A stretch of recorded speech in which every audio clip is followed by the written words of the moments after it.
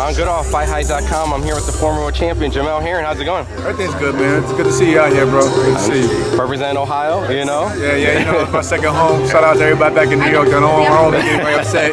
You know, I love Long Island, but yeah, Cincinnati, Ohio is my second home. Well, you know, we're here in Glass City. You know, Toledo's very own Jared Anderson will be headlining. A lot of headlines have been coming up of this new, maybe the face of the heavyweight division, not just for America, but the world. What's your thoughts of Jared Anderson? Jared Anderson is a phenomenal athlete. Good guy overall out the ring. He's getting better with every outing inside the ring. So, you know, I like to see Jared. I want to see him excel. I want to see him go to the top. You know, seeing that the last minute change of an opponent, I know they stayed with the southpaw, but some people may feel that Charles Martin might be the better fighter, maybe because he's more known, or no, it's a better fight, period. Like you said, he's more known, and he's a better on the resume of Jared Anderson. He's a better pedigree, in my opinion. He is, despite what you may think of Charles Martin, he still is a former world champion. He's fought guys like, you know, Gerald Washington, Anthony Joshua, Devin Vargas, you know, Luis Ortiz. So the list goes on. You know, Charles Martin has a pretty respectable resume. When you look at, like, you know, highly touted prospects, and it's heavyweight, so there's different things that maybe heavyweights can get hurt a little bit. That criticism takes one punch. What do you, if you were assessing Jared Anderson, what would he need to do to kind of progress accordingly to look good? You know, Jared Anderson has all the tools to be great. You know what I mean? He has fast hands, he has power, he's athletic. You know, if anything, like some may say he may need to tighten up on defense at times, especially for pulling out. But other than that, Jared Anderson, you know, he's a really good fighter, and he's getting better.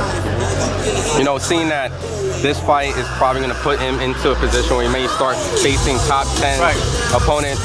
If he gets past Charles Martin, you know, not looking past, but who would be a good matchup then for Jared to really kind of? Oh man, there's so many. Like, we live in an era now. Well, at least in this era where heavyweights, there's plenty of them now. Plenty of known heavyweights from contenders and champions. So, you know, the sky's the limit. I mean, Jared did say his last outing that he wants to fight the best out there. So, hopefully, you know, if he's victorious Saturday night, you know, he steps it up and fights somebody, you know, maybe who's a notch down from competing for a world title or so on. So, to me, it really doesn't matter.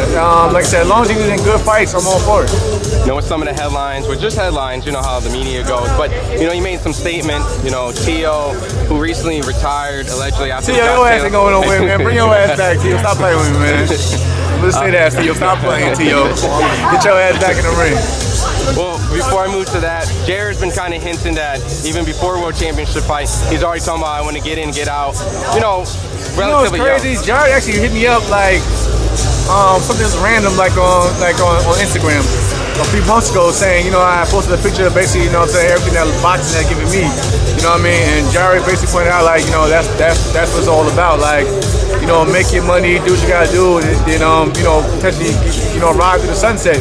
So I probably seen it, you know what I'm saying, from him back then, but I think that he'll be around a lot longer than he gives himself at times. I think the more momentum he picks up, the further he's gonna go. So at the end of the day, it's all up to him. You know what I mean? Yeah. You know, when as a fan, because I know fans are very critical, they don't know the mindset. When a fighter speaks like that, that's just kind of like playing. It doesn't take away from his actual hunger when he's in it, right? I mean, no. I mean, look at Gervonta Tank Davis. He said at one point he's gonna retire at 30. Yeah. And you know, no one really made a headline. About that. And most people say that, you know, Tank is the face of boxing. You know, the face of boxing leading at 30. That should have been a headline, you know what I mean? At least the new face of boxing. I'm not gonna disrespect the Canelo and everybody who's out there is a hardcore Canelo fan, but again, Gervonta Davis is a generational talent, and he's saying that he was gonna leave at 30. So I don't look in too deep into it. I don't look into Teofimo, you know what I'm saying? Another great talent at his age, retiring as well. So I look at it as talk. You know, I'm more of a believer of actions speak louder than words. So I'll keep it at that. You know, mentioning retirement, you know, I have to ask you, is that idea just comes back to you? I know it's cliche. I mean, listen, I'm gonna tell you about out there. You know, I've been working out. I always keep my weight down. I actually, you know, shout out to Tim Bradley. Tim Bradley always knows me about my weight, things like that. You know, even when I'm not thinking about fighting, but I'm down to like 141, 142 pounds. So that should tell you right there, like, if I want to come back, and I do plan on, I'm actually thinking about it. I can easily go back down to 130 and, you know what I'm saying, just go from there. But again, you know, it just has to be the right, you know, the right fit for me overall. You know, I can't just rush back into things, and I gotta, you know, I respect boxing so much that I'm willing to basically earn my spot back, you know what I'm saying, the correct way, not trying to cut in front of the line of everybody, but again, I've been thinking about just coming back at 130, simple as that. Oh, okay, so I mean, what would you just be, you know, watching the Oscar Valdez now? Of course. Just, you know, just as Of course. Of course.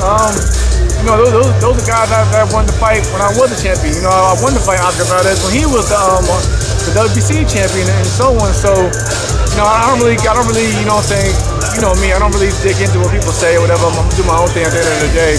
But I'm gonna be smart, of course, you know, safety comes first and everything like that. But again, I just gotta get my feet wet again. You know, me and my partner Jerry Bichara, you know, we've been actually speaking, you know, about getting on potential cards and making potential fights. So right now I'm actually looking at trying to get a three-fight plan, you know, just to get back in the mix of things.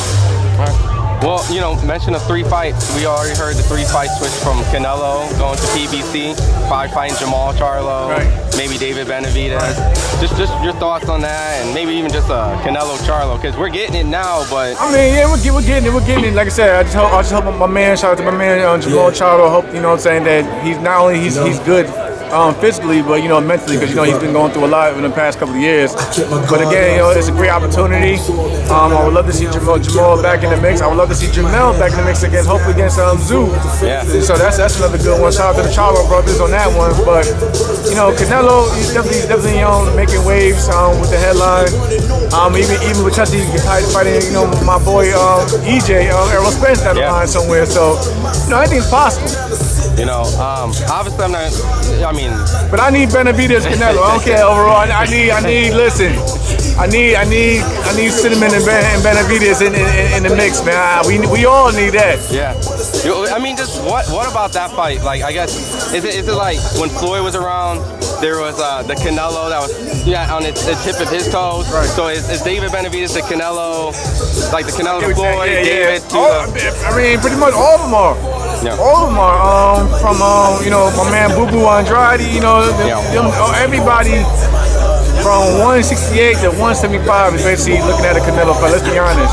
Even some at cruiserweight. So of course, you know, now it's like, yeah, Canelo's not in that position where like now everyone's banging at his door. So it all depends how you take it, though. You know, you can take it as you know, a badge of honor, or the pressure can get to you when the people are demanding certain fights. You see, everybody's demanding regardless. You know, him fighting Benavidez. So it all depends how mentally strong you are to take on that crown.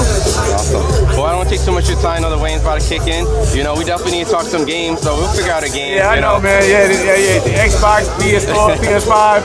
Anybody out there, hit me up. Mel11 Hobo on the PlayStation. Ooh, the real smoke. Hey, on Xbox, Olympian Boxer, simple as that. Olympian Boxer, all one name on Xbox. I'm there. Awesome. Appreciate it, champ.